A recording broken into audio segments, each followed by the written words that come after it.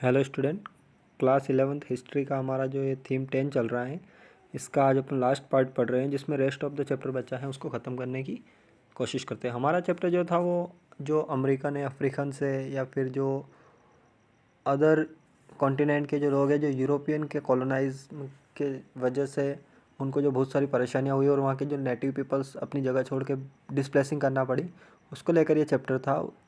इसमें हम आज पढ़ रहे हैं कि कॉन्स्टिट्यूशनल राइट्स, मतलब वहाँ का जो डेमोक्रेटिक स्पिरिट थी जब वो लोगों में फैली, तो 1770 का जो समय था, मतलब लोगों में एक वो इंडिपेंडेंस वाली फीलिंग्स आने लगी, जिसकी वजह से वहाँ के लोगों ने, जो वहाँ के जो मोनार्चिस थे, उनका पूरी तरीके से विरोध करा।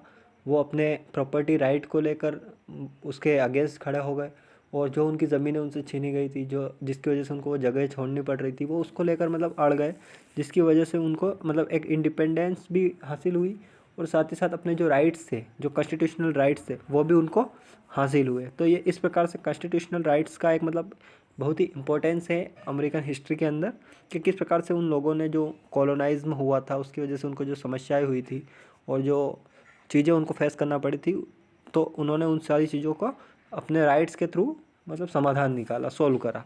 The winds of change, not till the 1920s did things begin to improve for the native peoples of the USA and Canada. मतलब इनका ये कहना है कि जो यूएसए और कनाडा के जो लोग थे, उनको मतलब भले उनको इंडिपेंडेंस तो 1770s से मिल गई, लेकिन जो 1920s तक का जो समय था, वहाँ तक भी वहाँ के जो लोकल लोग थे, पीपल्स से, नेटिव पीपल्स थे, वो उतना इम्प्रूवमेंट नहीं कर पाए जितना उनको वास्तविकता में करना चाहिए था। The problem of Indian administration, a survey directed by social scientist Lewis Meriam and published in 1928, मतलब 1928 के अंदर जो एक इंडियन साइंटिस्ट थे, एडमिनिस्ट्रेटर के अंदर एक सर्वे हुआ था जिसके director by social scientist Lewis Meriam जो थे, उन्होंने एक 1928 में इसको पब्लिश किया था।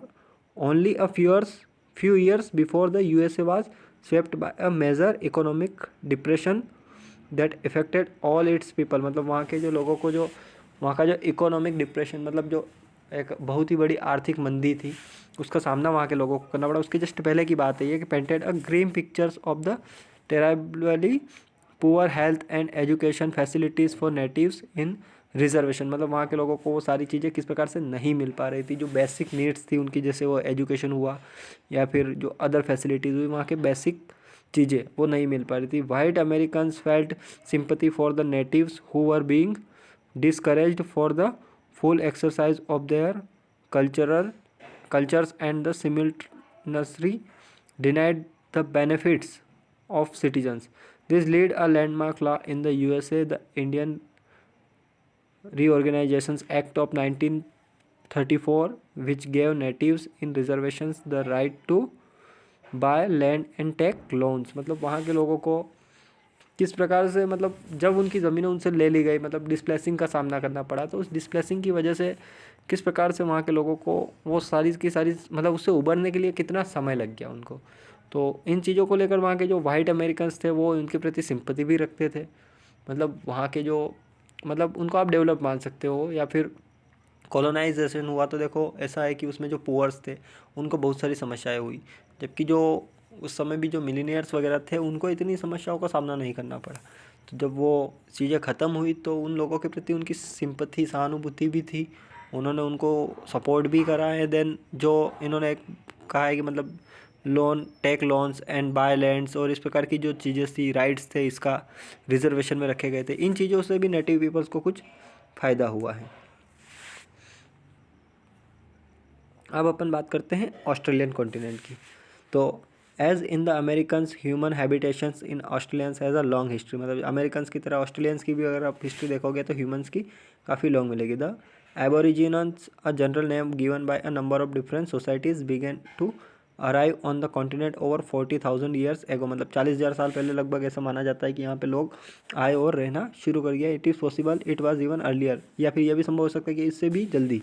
दे came from New Guinea which was connected to Australia by a land bridge. मतलब लैंड ब्रिज के द्वारा ऑस्ट्रेलिया से कनेक्टेड यह जगह थी, और वहाँ से लोग यहाँ पे आए होंगे रहने के लिए। In the native traditional they did not came to Australia but had always been there. मतलब ऐसा माना जाता है कि ट्रेडिशनली वो वहाँ पे रहते तो नहीं थे, बट वो वहाँ पे आके बस गए, तो वो वहाँ के मूल निवासी की तरह माने जा सकते हैं। In the late 18th century, मतलब 18th सेंचुरी के एंड तक या लेट तक थोड़ा, there were between 350 and 750 native communities in Australian each with its own language. मतलब ऐसा माना जाता है कि 18th सेंचुरी के लेट तक थोड़ा, मतलब बाद तक वहाँ पे लगभग 350 से लेकर 750 तक की वहाँ के जो लोकल पीपल्स थे, उनकी अलग अलग कम्युनिटीज़, अलग अलग प्रकार की जातियाँ, वर्ण या जो भी थे, वो ऑस्ट्रेलिया में पाए जाते हैं, जिनकी अपनी अपनी लैंग्वेज थी। मतलब अगर आप मान लो कि अगर 500 प्रकार के होंगे तो 500 प्रकार की भाषाएं वो जानते थे, बोली जाती थी वहाँ पे अलग अलग जगह पे। Even today 200 of this language are spoken, और आज भी वहाँ पे 200 या इससे भी ज़्यादा भाषाएं बोली जाती हैं। There is another large group of indigenous peoples living in the north, और ये एक और इंडिजिनस पीपल का एक मतलब एग्जांपल है जो आप नॉर्थ में देख सकते हो, called the Torres Strait Islanders, उनके द्वारा ये कहा गया है। Australia is specially populated and even now most of the towns are along the coast where the British first arrive in 1770s because the central region is arid desert. मतलब ऐसा माना जाता है कि ऑस्ट्रेलिया जो है एक बहुत ही मतलब स्पेशली पॉपुलेटेड है, वहाँ पे बहुत ही कम लोग रहते हैं। And even now most of the towns, और वहाँ के बहुत सारे जो टाउन्स है अलोंग द कोस्ट, मतलब वो जो कोस्टल एरियाज़ जो है, मतलब जो समुद्र के किनारे का एरिया है, अगर उनको आप छोड़ दोगे तो ज़्यादातर चीज़ें नहीं मतलब कहीं नहीं पाया जाता, क्योंकि बाकी उसका जो सेंट्रल रीजन है वो मतलब एक डिज़र्ट की तरह है। जैसे वहाँ पे बंजर ज़मीन है या फिर वहाँ की ज़मीन जो है मतलब मरुस्थलीय है, तो इस प्रकार की चीज़ें वहाँ पे है। अब यूरोपियंस जो है वो ऑस्ट्रेलिया में कब आए, तो 1606 में Dutch travel sites Australia, Dutch वहाँ पे गए। 1642 में जो Tasman lands on the island later name Tasmania, वहाँ पे 1770 के James Cook reached Botany Bay named New South Wales, New South Wales में वो वहाँ पे गए। 1788 में British penal colony formed Sydney, founded Sydney के अंदर वो फॉर्म की गई कॉलोनाइजेशन, जो जिसकी बात अपन थोड़ी देर पहले कर रहे थे, तो वो चीज़ें हुई। Descriptions of the Sydney area in 1790s, मतलब ये सिडनी वहाँ का एक एरिया है, वहाँ का एक शहर है आज करंट टाइम पे, उसके बारे में बताया गया है कि किस प्रकार से द डेवलपमेंट ऑफ ऑस्ट्रेलिया। तो इस प्रकार से हमने ये ऑस्ट्रेलिया के बारे में देखा था। देन एक और है हमारा कि द डेवलपमेंट ऑफ ऑस्ट्रेलिया। तो 1850 के अंदर जो self government granted to Australian colonies, मतलब वहाँ की जो सेल्फ गवर्नमेंट थी उसने ऑस्ट्रेलियन कॉलोनीज़ वहाँ पे डिक्लेयर करी। 1851 में Chinese coolie immigrations stopped by law in 1855, मतलब 1855 में जो लॉ बनाया गया था उससे उनको रोका गया। 1855 से 1961 तक जो गोल्ड रशेज है वो हुआ। 1901 formation of federation of Australia with 6 states, 6 अलग अलग स्टेट को लेकर ऑस्ट्रेलिया को मतलब कॉन्टिनेंट के एज अ कॉन्टिनेंट फॉर्मेशन को फेडरेशन की तरह लिया गया। कैनबरा को वहाँ का एक स्टेबलाइज कैपिटल डिसाइड किया गया, और 2 मिलियन यूरोपियन माइग्रेट हुए ऑस्ट्रेलिया से 1948 से 75 तक। तो इस प्रकार से यह आपका एक चैप्टर था जो कि अब यहाँ पे ख़त्म होता है। इसमें जो मेन चीज़ें थी वो हमने आज डिस्कस करी हैं। द विंड चेंज एक बार और मैं आपको बता देता हूँ। In 1968 people were electrified by the lectures by the anthropologist W.E.H. Stanner entitled the great Australian silence, the silence of historians about the aborigines. मतलब किस प्रकार से ऑस्ट्रेलिया निर्मित हुआ, ऑस्ट्रेलिया के बारे में जो यूरोपियंस लोग आए और उन्होंने उसके बारे में जो कहा है उसको लेकर ये क्या है, किस प्रकार से 1968 तक आते आते वहाँ पे चेंजेस आए। और 1968 के बाद वो समय था जब उन लोगों ने डेवलपमेंट को अपनाया। फ्रॉम द 1970s, मतलब 1970 की बात है। As the term human rights began to be hurt as a meeting of the UNO and other international agency, मतलब UN हुआ या अदर इंटरनेशनल एजेंसीज हुई, उन्होंने ह्यूमन राइट्स को बढ़ावा दिया 1970 से।